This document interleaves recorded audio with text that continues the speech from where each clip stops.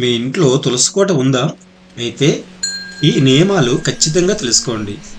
అందరికీ నమస్కారం. మన సనాతన ధర్మంలో దాగి ఉన్న ఎన్నో ఆధ్యాత్మిక రహస్యాలను, అద్భుతమైన పూజా విధానాలను మరియు ధర్మ సందేహాలను ఎప్పటికప్పుడు మీకు సవివరంగా తెలియజేసే మన భక్తి న్యూస్ ఛానల్కు స్వాగతం. హిందూ సాంప్రదాయం ప్రకారం ప్రతి ఇల్లు ఒక దేవాలయంగా మారాలంటే ఆ ఇంటి వాకిట్లో పచ్చని తులసి కోట ఖచ్చితంగా ఉండాల్సిందే. ఎందుకంటే తులసి మొక్క కేవలం ఒక సాధారణ మొక్క కాదు. అది సాక్షాత్తు ఆ శ్రీ మహాలక్ష్మికి మరియు ముక్కోటి దేవతలకు నివాస స్థానం. సాక్షాత్తు దైవ స్వరూపమైన తులసి కోటను ఇంట్లో పెట్టుకోవడం ఎంత పుణ్యమో, దానికి సంబంధించిన నియమాలు పాటించకపోతే అంతే పాపం చుట్టుకుంటుంది. దురదృష్టవశాత్తు చాలా మందికి తెలియక చేసే చిన్న చిన్న తప్పుల వల్లే ఇంటికి దరిద్రం, కష్టాలు వస్తుంటాయి. మరి ఆ కష్టాలు రాకుండా ఉండాలంటే తులసి కోట దగ్గర ఎలాంటి దీపం వెలిగించాలి? ఒకవేళ తులసి మొక్క ఎండిపోతే ఏమి చేయాలి? అసలు ఆకులు ఏ రోజుల్లో తుంచకూడదు?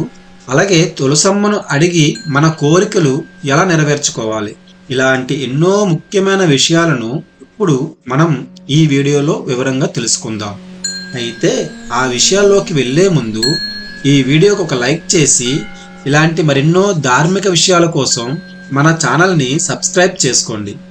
అలాగే కామెంట్స్లో భక్తితో ఓం నమో నారాయణాయ అని రాయటం మర్చిపోకండి. మొదటగా తులసి కోట దగ్గర చేయాల్సిన దీపారాధన నియమాల గురించి మాట్లాడుకుందాం. తులసి కోట దగ్గర దీపం వెలిగించడం వల్లే అనంతమైన పుణ్యఫలం లభిస్తుందని మనకు తెలిసిందే. కానీ చాలామంది కేవలం ఉదయాన్నే హడావిడిగా నీళ్లు పోసి దండం పెట్టుకొని ఊరుకుంటారు. నిజానికి ఉదయం 5 నుండి 6 గంటల మధ్యలో దీపం పెట్టడం ఎంత మంచిదో, సాయంత్రం 6 గంటల తర్వాత సంధ్యా సమయంలో దీపం వెలిగిస్తే అంతకు రెట్టింపు పుణ్యఫలం దక్కుతుంది. ఒకవేళ తులసి కోట దగ్గర చీకటి అలాగే ఉంటే ఆ ఇంట్లో లక్ష్మీ కటాక్షం లోపిస్తుంది. అలాంటప్పుడు దీపం పెట్టే విషయంలో కూడా ఒక చిన్న నియమం పాటించాలి. అదేమిటంటే దీపాన్ని నేరుగా మట్టిలో గాని నేల మీద గాని ఎప్పుడూ పెట్టకూడదు. ఆ దీపాన్ని ఒక తమలపాకు లేదా చిన్న పళ్ళెం ఉంచి దాని మీద ఒక ప్రమిద పెట్టి వెలిగించాలి. అంతేకాకుండా ఆ దీపం యొక్క జ్యోతి ఎప్పుడూ తూర్పు లేదా ఉత్తరం వైపు చూస్తున్నట్లుగా ఉండాలి. కానీ పొరపాటున కూడా దక్షిణ దిశగా వెలిగించకూడదు. దీపారాధనతో పాటు చాలా మంది కర్పూరం వెలిగించి తులసమ్మకు హారతిస్తుంటారు.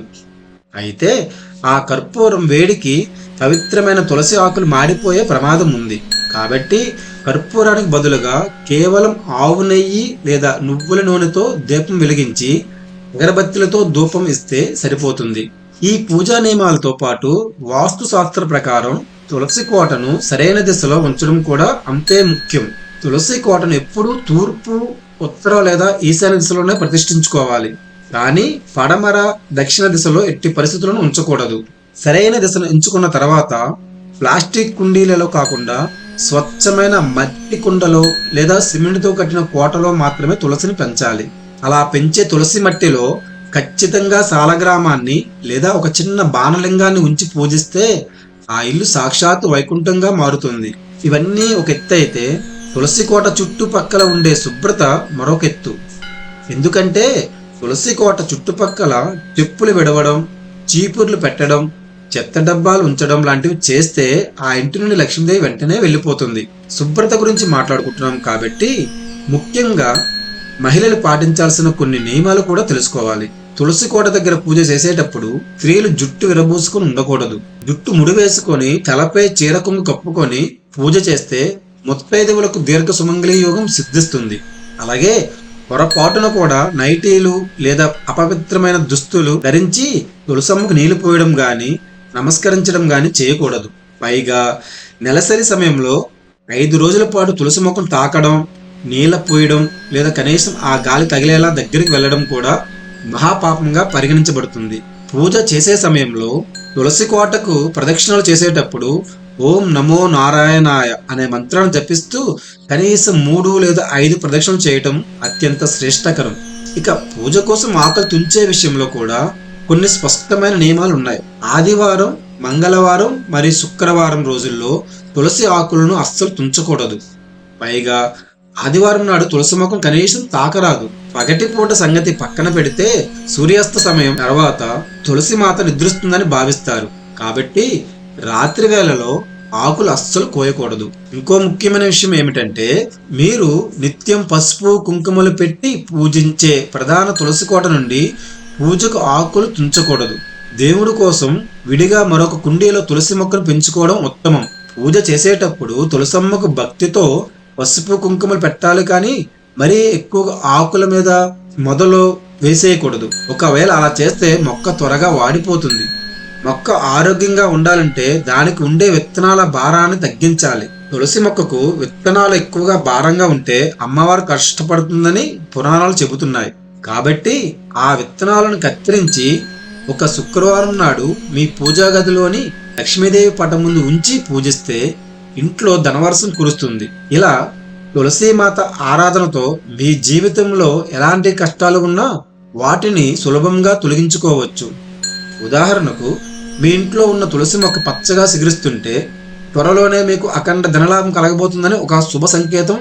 ఒకవేళ కింద రాలిపోయిన 5 తులసాకులను తీసుకొని పసుపు వస్త్రంలో మూటగట్టి మీ బీరువాలో పెట్టుకుంటే డబ్బుకి ఇక లోటు ఉండదు. అలాగే తులసి కోట ముందు బియ్యం పిండి దీపం వెలిగిస్తే కష్టాలన్నీ కరతేరుతాయి. అంతేకాకుండా మీకు ఎంతటి క్లిష్టమైన కోరిక ఉన్నా సరే ఒక శుక్రవారం నాడు తెల్లటి దారానికి పసుపు రాసిన ఆ పసుపు దారాన్ని మీ మనసులోని కోరిక చెప్పుకుంటూ తులసి కొమ్మ కట్టండి. అలా కట్టిన దారం వల్ల ఖచ్చితంగా ఆ కోరిక నెరవేరుతుంది. ఉద్యోగం కోసం ప్రయత్నించేవారు ప్రతి శనివారం నీటిలో కొద్దిగా పచ్చిపాలు కలిపి తులసి మొక్క మొదట్లో పోస్తే అద్భుతమైన ఫలితాలు ఉంటాయి. పిల్లల చదువు విషయంలో కూడా ప్రతి బుధవారం మీ పిల్లల చేత తులసి కోటకు ప్రదక్షిణ చేయించి కింద రాలిన తులసి ఆకును వాళ్ళ పుస్తకాల మధ్యలో పెడితే జ్ఞాపక శక్తి విశేషంగా పెరుగుతుంది.